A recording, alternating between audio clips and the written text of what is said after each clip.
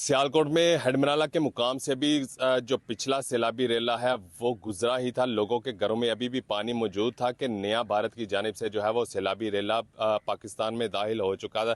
कल की अगर हम बात करें तो इस दोबारा आने वाले सैलाब की कल सबसे ज़्यादा जो है रिकॉर्ड की जाने वाली रीडिंग 5,50,000 क्यूसिक तक रिकॉर्ड की गई थी, जो कि कल शाम से जो है वो बतदरीज कम होती चली आ रही है। इस वक्त का मैं आपको बताता चलूँ तो इस वक्त 2,50,000 क्यूसिक पानी का रेला जो है वो हेडमराला के मुकाम पर दाखिल हो रहा है, जबकि 2,45,000 क्यूसिक पानी का रेला जो है वो यहाँ से खारिज किया जा रहा है।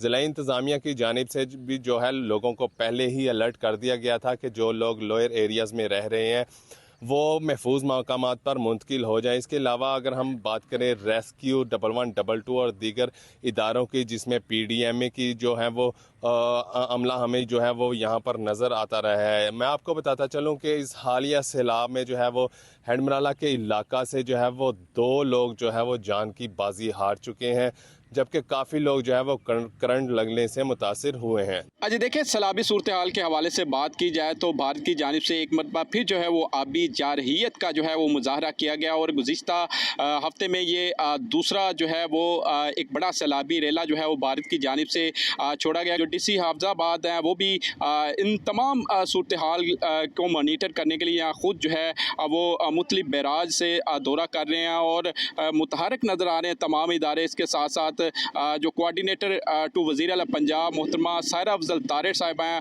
वो भी मुख्तलिफ देहात का जाकर वहाँ पे दौरा कर रही हैं। इस रेले की वजह से किसानों को मुश्किलात का सामना करना पड़ रहा है। इसके साथ साथ यहाँ ख़ास तौर पर जितने देहात है कादराबाद से मुल्हिका, बैक अहमद यार, कोट सलीम है या इन तमाम इलाकों के दरियाई इलाकों में जो है ख़ास जो है मुश्किलात का सामना करना पड़ेगा।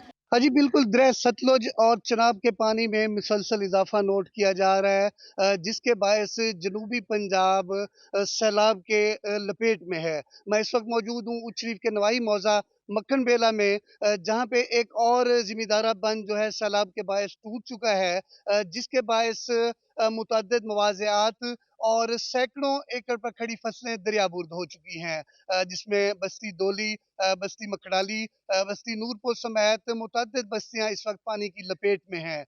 लोग नकल मकानी पर मजबूर हैं। दूसरी जानिब इंतज़ामिया की जानिब से भी लोगों को महफूज मकामात पर मुंतकिल करने के मुसलसल ऐलानात किए जा रहे हैं। यहाँ के इलाका मकीनों का यही कहना है कि हमें जानवरों के चाराजात और अपनी रिहाइश के लिए शदीद परेशानी का सामना है। हुकूमत को चाहिए कि फिलफौर इन इलाकों की तरफ तवज्जो करे ताकि मज़ीद किसी नुकसान से बचा जा सके। जी बिल्कुल, दरिया सतलुज में इंतहाई ऊंचे दर्जे के सैलाबी सूरत हाल के पेश नज़र हर तरफ तबाही के मनाज़र पेश किए जा रहे हैं, मगर इस तमाम मुश्किलात के बावजूद इन तमाम मुश्किलात में जो सबसे पहले जिन्होंने लोगों को रिलीफ फराहम करने के लिए 24/7 काम किया है वो है रेस्क्यू 1122। इस वक्त हमारे साथ बड़ी जो सेक्रेटरी एमरजेंसी सर्विसेज हैं डॉक्टर रिजवान नसीर साहब मौजूद हैं।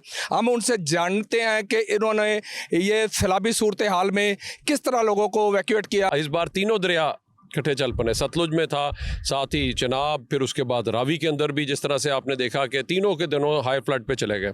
हमारे लिए एक चैलेंज था और उस वक्त हमने रेस्क्यू को डिप्लॉय किया। जो भी मैक्सिमम वहाँ पे थी, हमारी कोशिश यही थी कि पहले लोग निकल जाएं, लेकिन उसके बावजूद बहुत सारे लोग यही समझते रहे बस ये थोड़ा सा पानी आएगा और उसके बाद निकल जाएगा और मैं निकलने की। तो हमें 1,20,000 लोगों को जो है वो हमें बोट्स के ऊपर जो है इवैक्यूएट करना पड़ा। उनके जानवर भी छोटे निकालने पड़े ताकि उसके बगैर निकलते नहीं थे। फिर हमने बेड़े भी दिए ताकि बड़े जानवरों को भी निकाल सके और सब लोग महफूज रहें। ये मुल्क की तारीख का सबसे बड़ा जो रेस्क्यू ऑपरेशन था, जहां पर तीनों दरिया में इकट्ठे सैलाबी सूरत हाल पैदा हुई और इनके अदारे ने पूरी मुस्तैदी के साथ काम किया और लोगों के जानो माल का तहफ़्फ़ुज़ किया। जी।